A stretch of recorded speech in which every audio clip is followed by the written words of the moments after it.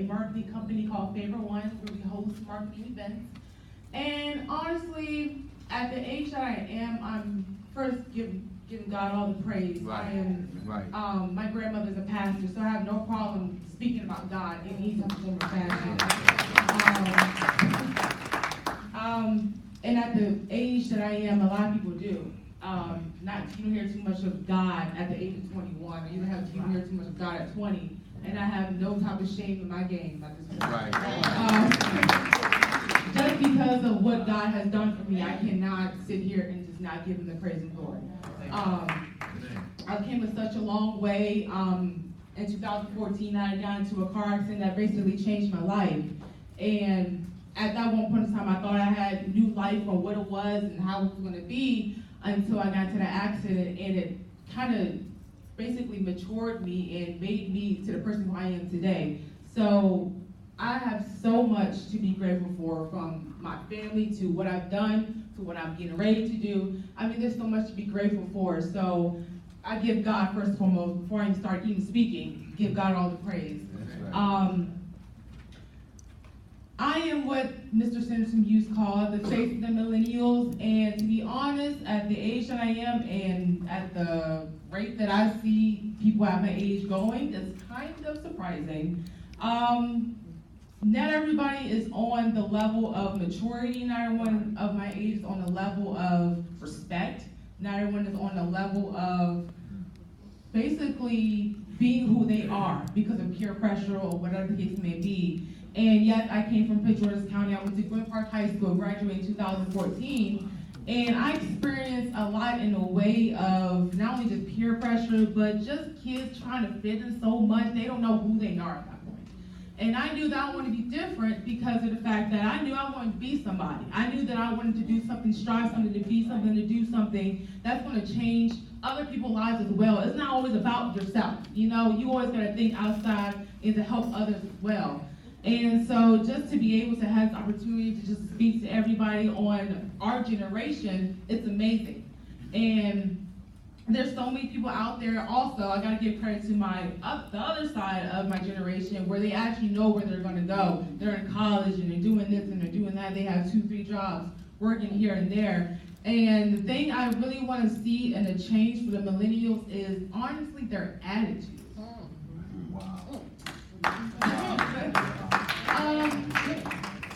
I gotta say, to be in this position to represent all the younger people in my generation is kind of not sad, but kind of depressing in a way because of the attitude that our generation gives off.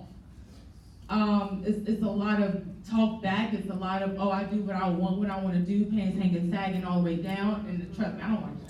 It's like, I don't want to see your drawers. Like, that's kind of nasty. You know, like, oh my gosh.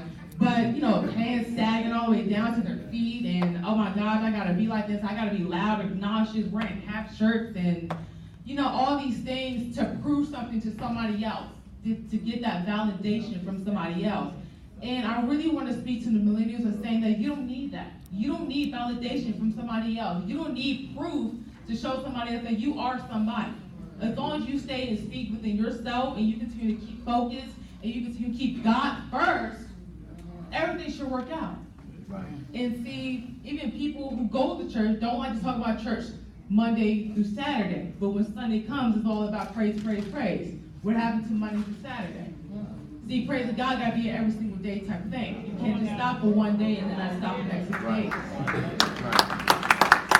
So it's a lot in our generation that I feel like people still have to learn. I kind of feel like I have younger cousins, younger nieces and nephews who's going to be growing up in this area as well. And I just don't want to see them go through that type of attitude, that type of character of trying to prove something to somebody else that you're not. Because everyone is different, and everyone is supposed to be different. We're all not supposed to be the same. I may say tomato, you may say tomato. That's how it's supposed to be. But people get peer pressure and people feel like they have to fit in so much to the point that they stand out in the wrong way. And I really want to speak to our generation saying that you don't have to be like that. You don't have to be different. Stand out. Do your own thing. Who cares what anyone got to say? they're not going to be laying with you when you die. You're going to be laying by yourself. What you do is going to be what you do, and no one else cannot hold that against you. At the end of the day, and that's just what it is. And that's another thing about me too. I keep it completely 100. So that's just what it is. You know, what you do has your name on it. It doesn't have no one else's name on it. So you gotta work for what you want whenever you want to get it, and you cannot think that you're going to get it because of your attitude. You gotta work for what you want, because things will come to you. You gotta go to it. So it's a lot of things that I feel like our generation needs to know, because it's a lot of things that they don't know, and they going off of what they think, and sometimes what you think is not what it's supposed to be. So that's pretty much of the logistics of what I'm about. Like I said, I'm very spiritual, I'm very well-rounded, laid back, and I just want to make sure that my generation understands and to know that you are supposed to be different, and that is okay. No one say you're supposed to be the same like everybody else. And do you. Do you, and do you the best you can. So that's pretty much about it. Thank you, Tye-Ler. Randolph, did you want to say anything to encourage millennials? We put him on the spot. My man. I thought I wasn't going to do it, but I got to do it out of love for them. I will always do it. So this is very impromptu. I'm 27 years old. I work for the state government. As you know, it's not too many of us in the state government. Due to the fact, millennials, we need a sense of direction. We need to understand where to go. You know, a lot of people don't have a lot of purpose nowadays. You don't see them understanding the point of life. It's not a game of it. It really isn't. Right. It's a lot of us dying early. That's right. It's not even just gun violence anymore. It's stress. You know, people my age die from heart attacks, strokes, and that's because they're struggling trying to figure out where to go. So at the end of the day, all I want to say is, us as millennials, we have to reinforce that people of our age and generation, they need a sense of direction. They need to know where they go. They need to have a plan, because it's not getting any easier out here, and it's not going to. So I really want to kind of reinforce that. You know, being 27, I really want to see the next generation coming up, and they're not looking too good, but that's where we come into play. That's right. So that's right. Pretty much my whole sense of my little spiel. That's right. Randy put me on the spot. Right.